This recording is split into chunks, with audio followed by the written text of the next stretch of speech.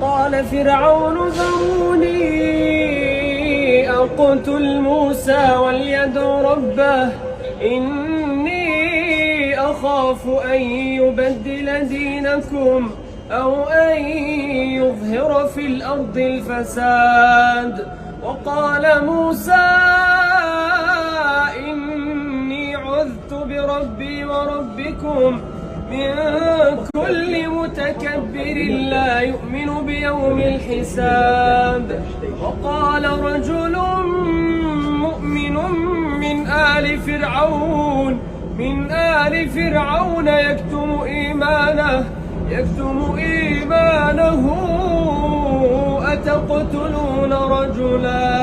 أتقتلون رجلا أن يقول ربي الله وقد جاء